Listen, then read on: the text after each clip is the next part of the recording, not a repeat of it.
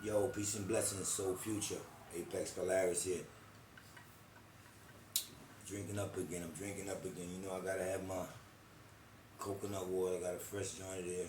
Got some homemade water right here. Excuse me. Got my homemade water right here.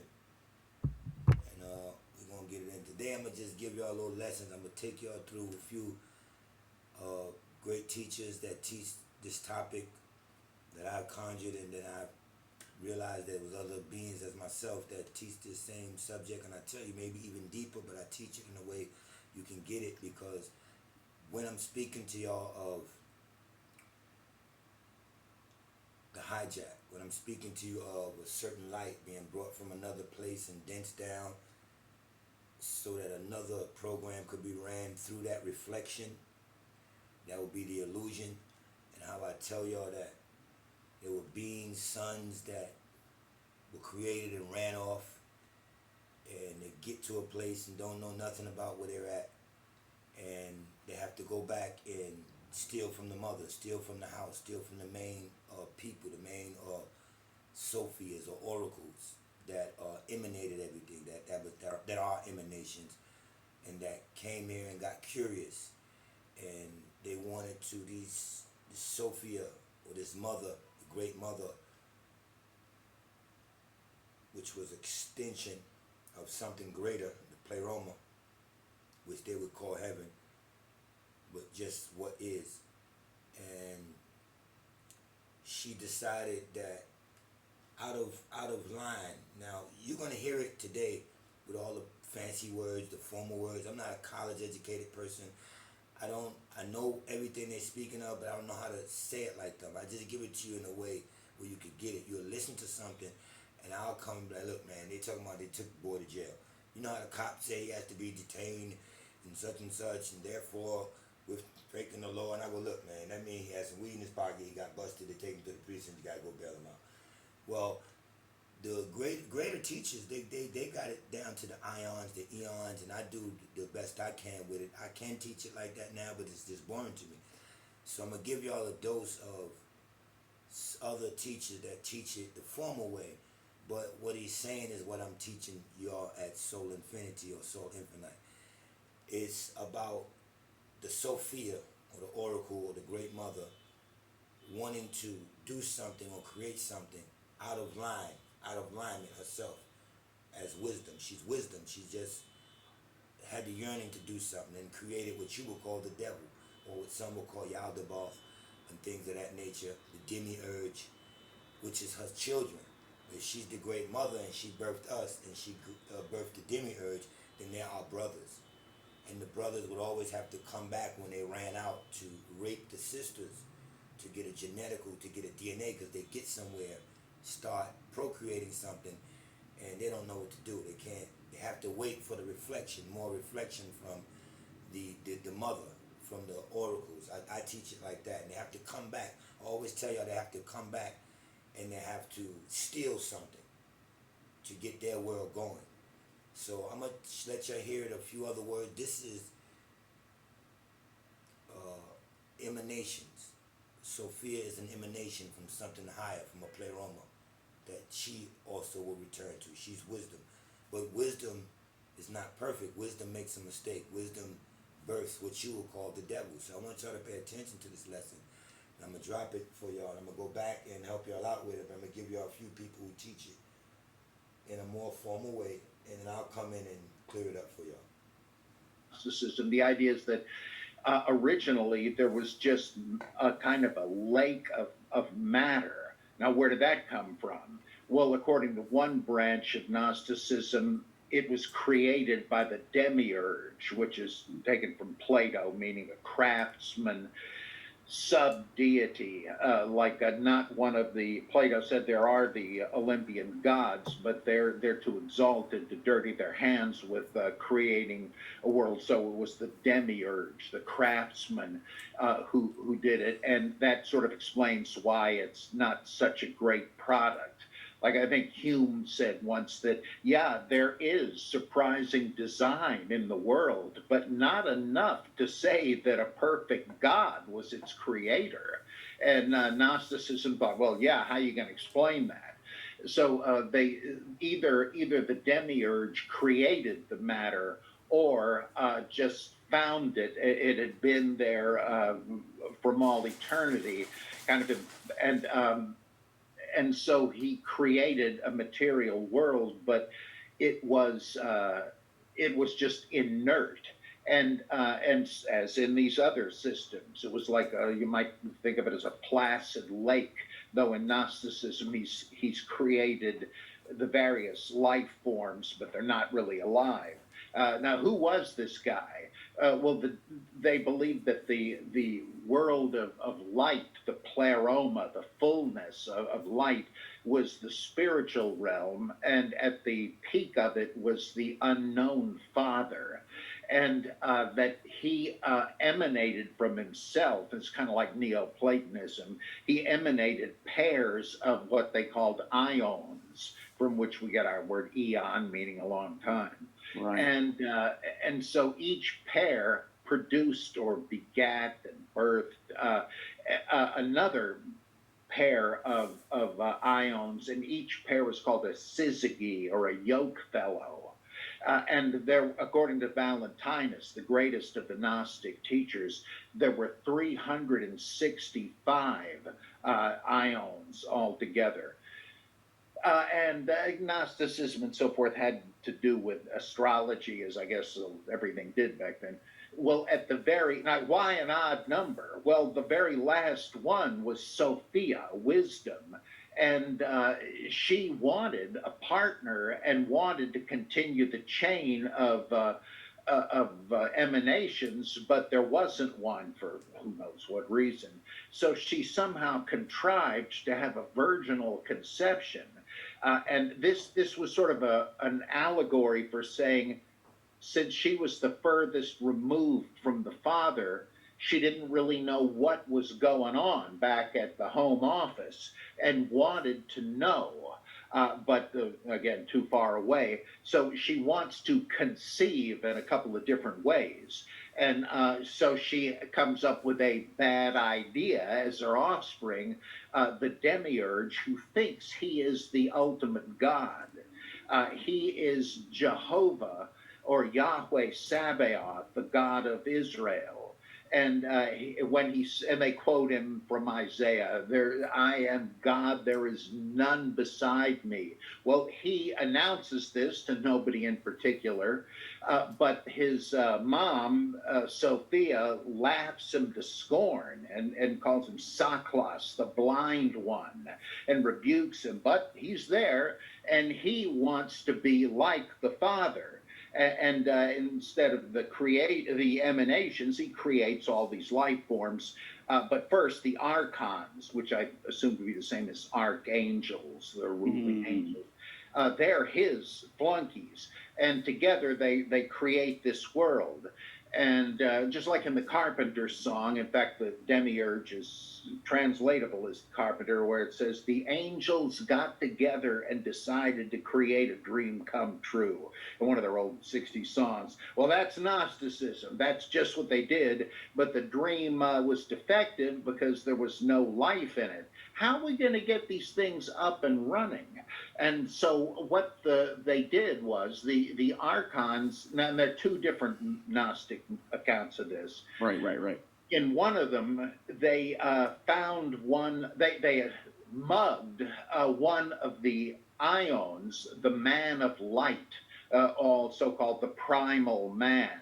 This probably goes back to Zoroastrianism and so on.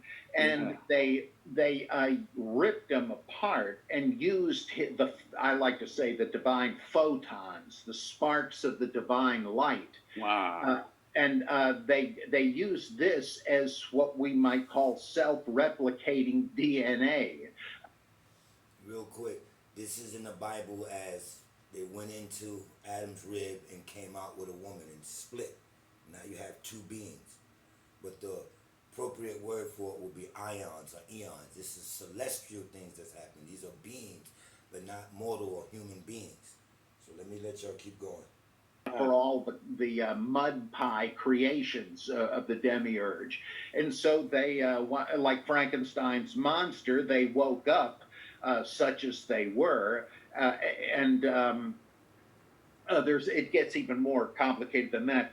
According to another one, um, they they somehow got Sophia curious about what was going on here, what had her son done, and so she looks into the great lake of matter and sees her own reflection, which is glowing as she is with a divine light, and so they steal the light of the reflection and put it into the creations of the demiurge. But one way or another, there is. Okay, real quick. That's when I teach y'all about the lesser light. When the true light of, I'll use Polaris. And when I told y'all to imagine putting your fist in front of it and then opening your hands, and what's the light that escapes out will be lesser light, but it'll be the light that they used for their world. That's when I speak like that. There is stolen divine. They somehow got the demiurge, and so they, like Frankenstein's monster, they woke up, such as they were, and there's it gets even more complicated than that. According to another one, um, they they somehow got Sophia curious about what was going on here, what had her son done, and so she looks into.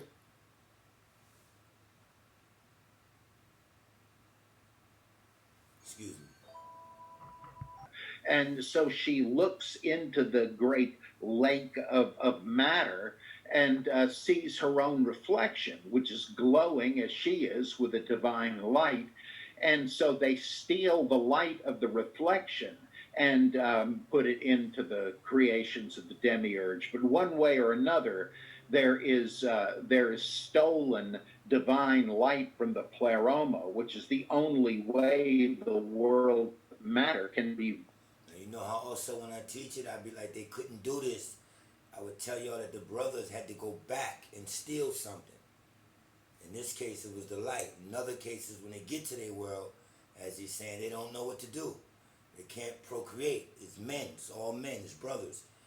And they have to go back and rape their sisters to get a seed, a Messiah-like child, who they making Jesus in this world. We've been at Messiahs when, like I gave you an example on the last show, the god Osiris of Egypt is the husband and wife of Isis, who's the goddess, but it's his sister. Excuse me. He's the husband and brother of Isis. It's his sister that he went back, and either she went willingly or it was rape and a forced marriage, which is why women have to give up their last name. This is the way I share it. I never listened to none of these dudes. I've just started maybe a year ago hearing other teachers say, wow, that's it, and they doing it more formal, so I give that to them. But I know the whole story, and I just give it to you like I give it to you. Vivified and come alive. Again, this is very much like some Kaya Jainism and so forth, where they said that there was a lake of inert matter, and somehow these various Purushas, as they called them, these divine sparks, the same thing pretty much, right, fell into the world of prakriti or matter, which had latent within it various elements. This is very much like Empedocles and some of the pre-Socratic philosophers. Yeah. And that got everything charged up, and different combinations of the elements yielded different life forms. So very much the same. They may have gotten it one from the other. Who knows? Maybe great minds thought alike. Okay, y'all forgive me. I'm gonna have to keep stopping it. Something's wrong with my recording. But here's another teacher that teaches this on a similar note. So it's very important to understand this, because when we start talking about entities such as Sophia, also known as Achamoth, but Sophia is an emanation. So this would allow you to be able to kind of chronologically and energetically place things in their proper order, because also, as it's known in the end of the Gnostic text, that Sophia returned to the pleroma, okay, but was originally an emanation from the pleroma. So it was a perfect creation. And the reason why that's so important to bring up right now is you'll see that even The pleroma will be like heaven, or this perfect place of beings, not humans or anything like that, just that perfect place. The all is, was, and always will be. And he's speaking of Sophia coming from that. And when they say was extended far away from now from her father, it's not a father, it's energies. It's just energies. And they're all talking out of Gnostic Gospels, and we'll get to that also. as a perfect creation, making mistakes doesn't mean you're not a perfect creation. So we're going to continue to see how we have been kind of learning the wrong way, because we think that making mistakes means we're stupid. When making mistakes means that you're learning. And even the most powerful systems right now, LLMs, learn because they make mistakes. And every time they make a mistake, they fix a mistake, and then they never make the mistake again, and this makes them more powerful. Like, then you get all of the bogus data out. There's nothing in there that is an untruth. And now you're just sitting there with pure gold. You see what I mean? So Sophia being an emanation is key, because you'll understand why what happens next happens. Also, I need to mention how emanations create. Okay?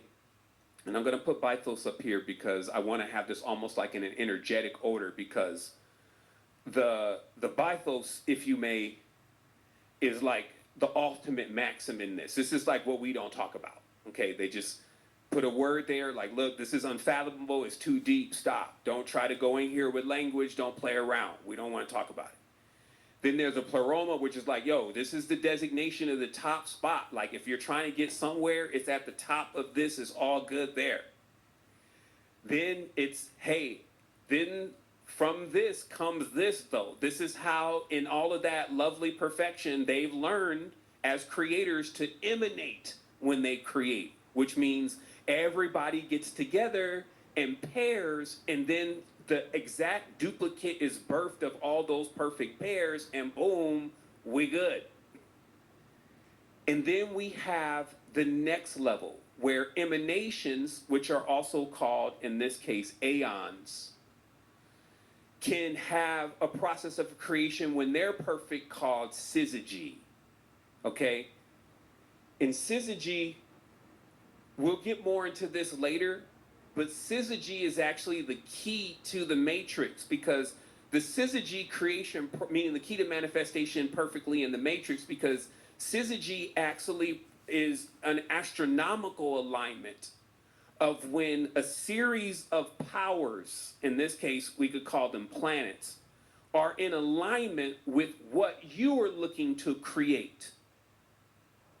So basically, perfect creation is achieved through every... Now hold on.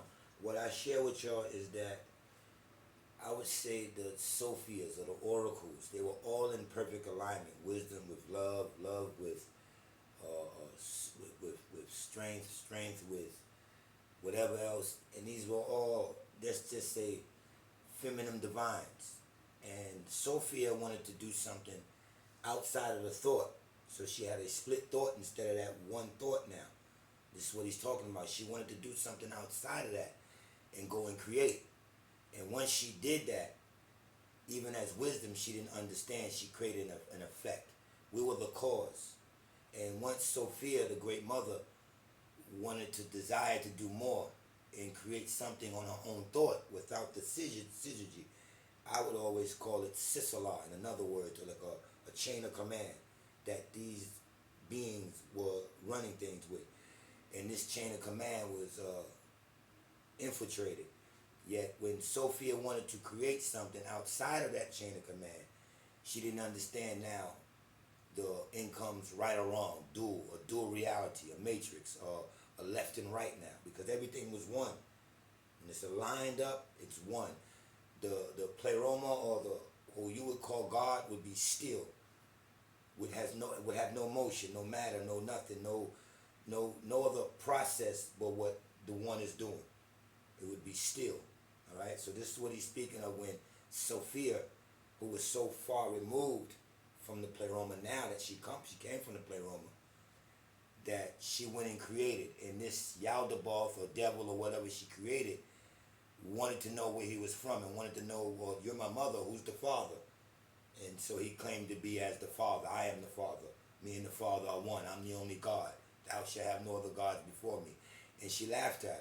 So that's what is going on. And that's what I come in to do, because I kind of know that this way will be a little too much for people. They won't get it. So I'll come in and try to help you get it. Everybody agreeing that, hey, this is what we want to create. And it's done. Agreement is I'm in alignment with you. So there are syzygy astronomy. There's syzygy in astronomy where 3 or more or 4 or more planets are all lined up on certain days. And in those days, based on those planets, manifestations can be birthed. But one, you can see why most manifestations in the world are just totally BOGO, and we'll learn here in a moment, is because one, most people are not even observing syzygy when they're manifesting, and two, they will be manifesting even things that are contrary from an energetic level. So even if they catch a syzygy, they may bring something in that a planet is directly out of line with and try to manifest that. And what that does manifest is... One more time. That's when I also teach you Soul Future, Soul Infinity. Soul Infinite teaches y'all that the oracles were so well at studying the stars and the constellations that they knew and understood what time to tell you to go ye and multiply. They knew what time to tell a virgin of the tribe and a king of the tribe to now have sex, because the energy will be pulled out of that star. When you go start having sex here, there, and out of alignment, you don't know what kind of baby you're going to get. All right, so that's the English interpretation of that. Something, but that something is imperfect. And so then we get to this emphasis. Okay, this was like one of the words as far as tongue tie, right? Epimesis. Okay, I listened to it like 5 to 10 times to make sure that I didn't just fall apart on the interview, but I'm loving to do it here, right? So there's now another level of creation below syzygy, and this is called epimesis. And this, to make it like lightly, means idea or thought. And I right away would not confuse this for the kind of thinking that humans are doing right now, but more of like how a primordial force, what would happen if they think? Meaning that pure, unhindered, concentrated power has a thought. Okay? So now that you're familiar with this, because this would, I'm glad that I found a way to introduce this without getting it too complex. I didn't want to introduce any pictures, because the last thing you really want to do is get like a matrix image idea of what these are and try to put like human characters on them and even geometry, because you would totally miss it. This is about the highest levels of creation, and then how that then descends down all the way into emethemesis, right? Which is just ideas and thoughts, okay? So now that you're aware of that, let me go ahead and center in. I'm gonna turn the camera off for one moment. I'm gonna get a little bit of... Okay, this is what how the story goes. That Sophia starts to yearn and want to know the deep, or the mind of the deep. And in this process, she's having thoughts. And she's having these thoughts without the coupling of what is known as the divine spark, which means basically that she's not doing it in a syzygy way. She's not doing it in an emanation way. She's doing it in a emethys way. And in this, because it's not balanced, it creates what we would just call from here on, maybe sometimes I'll pronounce the language, but Yal the Baal, or the child, who many also call the demiurge, right? It was a demiurgus, right? And so this part of creation is so important to understand because it's actually the process of creation that brought the world into play, because the physical world, It's the effect from the cause. material world as you know it, was brought forth in the mind of an entity. And this is why y'all taught to think it into existence. But when you think something into existence, you're doing it on your own. You're not doing it, you're not checking with the universe, in other words. You're not making sure that all the other stars are aligned with that thought. It's a solo thought. We need to power up and be on that one, that one thought. And I want to explain how that happened. So right away, Sophia, in trying to, which means wisdom, by the way, wisdom in trying to learn the deep, which anybody who knows about wisdom, you always trying to go deep, create something in the thought, because the thoughts are so powerful. This should introduce you to the real playing field of all of consciousness is really thought. And of course, they're telling you that all the time, like, yo, your thoughts are powerful, you can manifest and all this, but this is a whole nother level of learning this, because it shows you, well, no, this stuff doesn't just manifest Ferraris or girlfriends.